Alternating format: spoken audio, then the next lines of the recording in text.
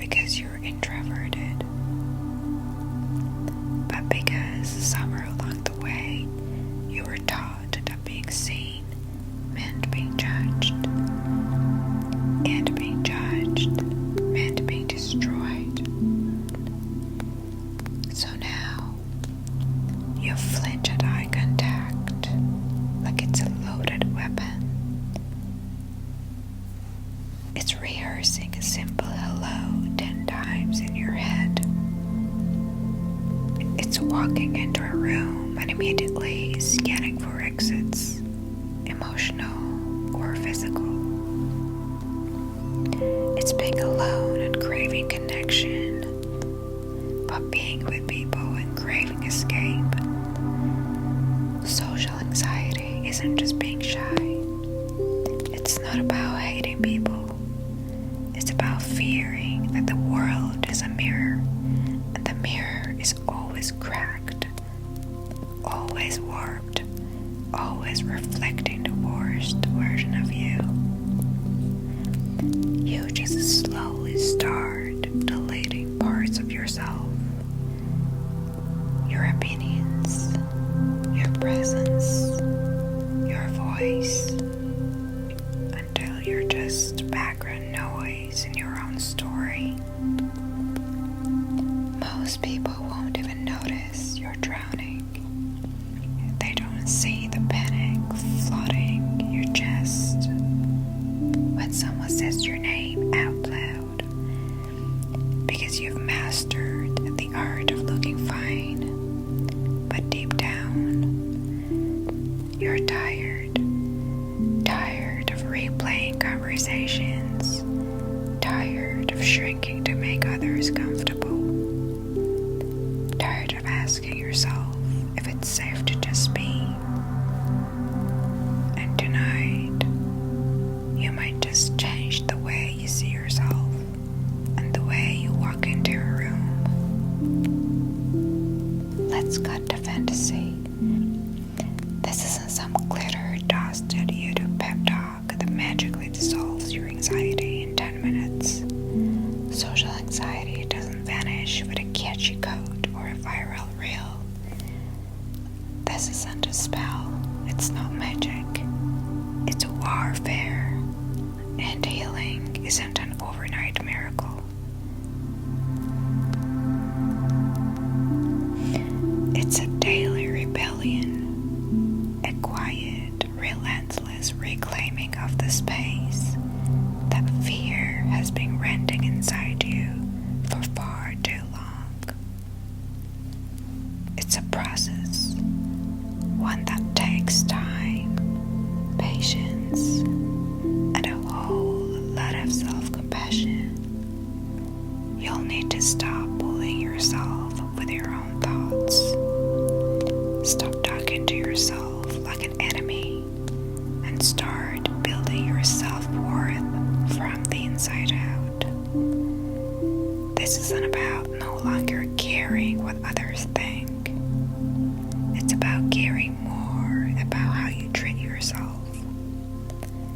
In this video, I'm not handing you false hope. I'm offering you logic, tools, and sentences that you can hold until the next time your chest tightens or your thoughts spiral. And when that anxiety creeps in, you'll be able to say, wait, maybe it's just a reaction, not a reflection of who I am. Just like how some of us remind ourselves during hormonal dips. This isn't me, it's a wave, and it will pass. You'll learn to create space between who you are and what you feel. That space is where your power lives. Now come clean with yourselves and answer those few questions without sugarcoating it. Do you overthink something you said yesterday? Do you sometimes avoid phone calls, even from people you like? Have you ever replayed a conversation in your head 100 times just to torture yourself with what you should have said?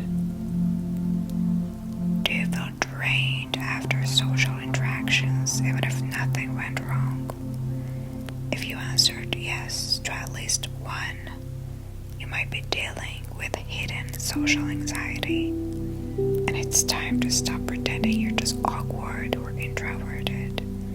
This is deeper, and it's okay. Social anxiety often grows in silence. It begins when we tie our worth to how we're perceived. Maybe you grew up being told to be quiet, polite, invisible.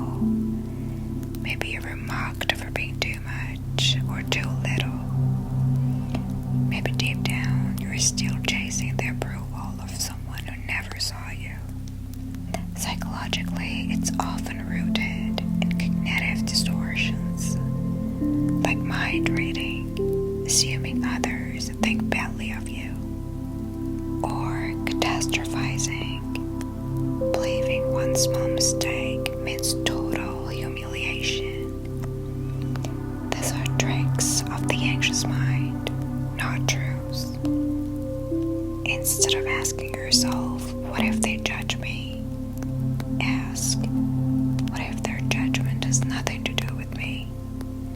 Instead of assuming the worst, try asking, what's another possibility I'm not seeing right now? Let's get real. Here are 5 powerful practical steps to help you own your space again. Number 1, stop performing. Start pausing. The cure is not more pretending. Stop trying to seem confident. Start pausing instead. Speak slower. Pause mid-sentence. Let silence do some of the work. Confident people don't rush. They take up space because they believe they deserve to.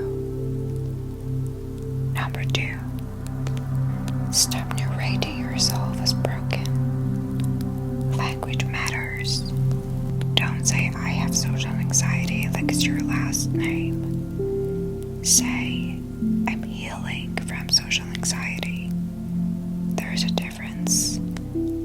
Your words are your casting spells. Make sure they're casting freedom, not cages. Number 3, practice micro-exposure every day. You don't need to give a TED Talk. Just start small. Ask a stranger for the time. Make eye contact. Smile at the cashier. Social confidence isn't built by thinking. It's built by doing. Number 4, anchor yourself in the room. Pick an object, a plant, a lamp, your shoes. When your thoughts spiral, focus on that object. Breathe into your body. This is grounding. It's simple, but it's powerful. And number 5, question the thought, not yourself. Next time your mind says, they think I'm stupid, respond, maybe, but also, maybe they're too busy wondering if I think they look stupid. Make it playful. Disarm your fear with humor. Make it lose its grip. There is nothing wrong with you. Your nervous system isn't broken. It's just been on high alert for too long. Your soul is exhausted from trying to deserve love when really you were born already worthy. Healing social anxiety isn't about becoming someone new.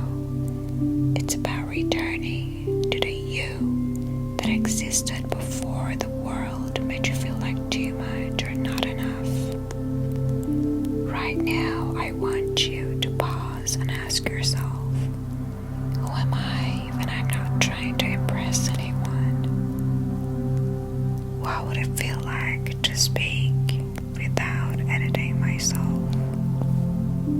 What do I fear people will see when they truly see me?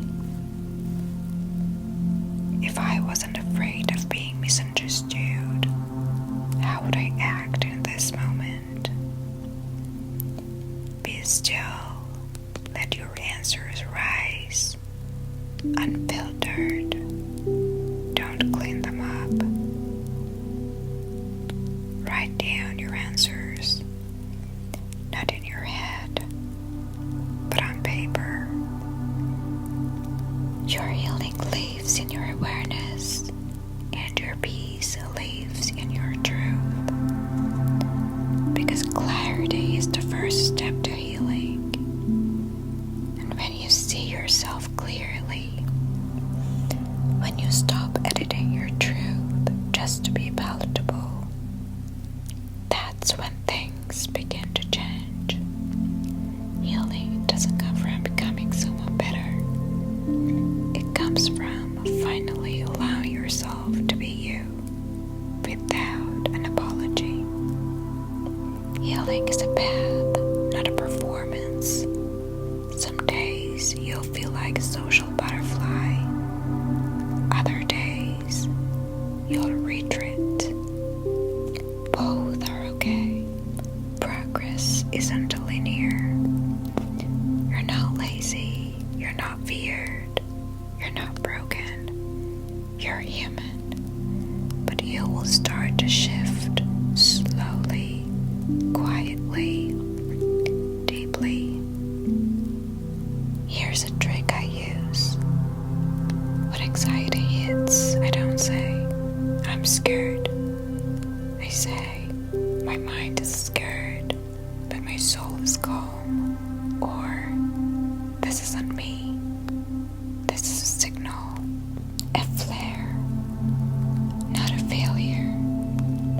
Give your anxiety a name if it helps. Not to demonize it, but to separate you from it.